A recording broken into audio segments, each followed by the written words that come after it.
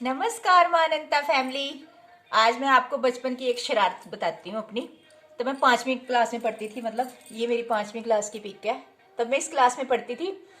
तो मुझे जबलपुर जाने का मौका मिला अपने पापा के साथ। मेरे पापा आर्मी में थे ना, तो वहाँ रहते थे जबलपुर आर्मी एरिया में। वहाँ पे ना बेड़ा घाट, धुआंधार, ये वहाँ पे जगहें हैं बहुत घूमने वाली। तो ये मूर्ति मैं वहाँ से चुरा के लाई थी कृष्ण भगवान की बचपन में। तो बड़ा घूमे उधर, धुआंधार, बेड़ाघाट। हर संडे को पापा हमें घुमाने ले जाते थे।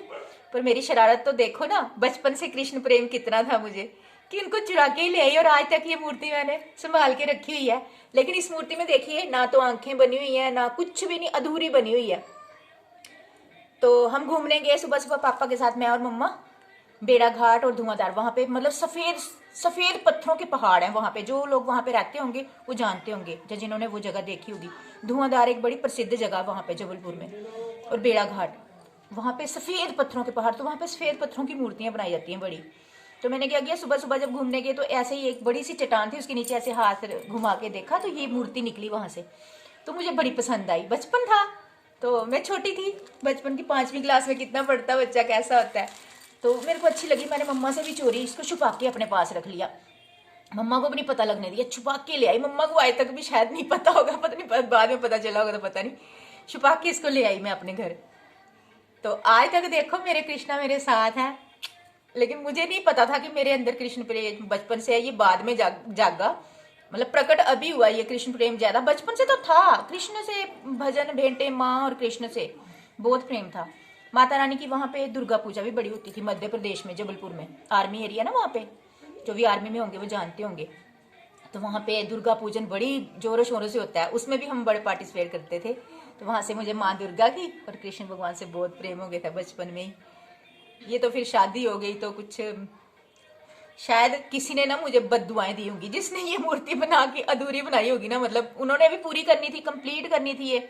तो देखो मैं किसी का अधूरी बनी हुई मूर्ति चुरा के ले आई, और शायद उन्होंने मुझे बददुआएं दी होंगी। तभी मैंने लाइफ में इतने दुख देखे, सोचती हूँ क्यों मैं किसी की चुरा के ले आई। आज पछताती हूँ, पर मैं इनको छोड़ूंगी नहीं कभी। जन्मों का साथ है ना हमारा। तो ये बाद में पता चला कि हमारा जन्मों का साथ है। बाद में कैसे कि अभी मेरी शादी को, मतलब जब मेरे हस्बैंड की डेथ हो गई, तो मैंने आपको बताया था ना कृष्णा नाम का कोई, मतलब कृष्णा नाम तो मैंने डाला उसका, उसने मेरा राधा डाला।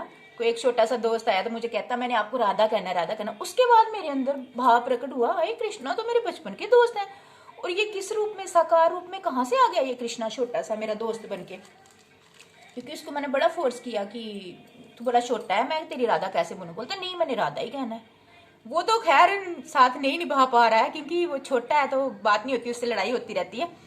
वो दुनिया के सामने नहीं आना चाहता। तो मैं कोई भी रिश्ता चोरी तो बनाती नहीं। मेरे साथ जो भी रिश्ते बनते हैं, भाई बहन दोस्त, वो शरेआम होते हैं। मैं कोई भी काम चोरी नहीं करती, क्योंकि मैं माता रानी और भगवान से जुड़ी हुई हूँ। तो चोरी क्या करनी, चोरी जो करना है भगवान के नाम का सबके सामने करिए, है ना। दोस्त बनाने हैं तो सबके सामने।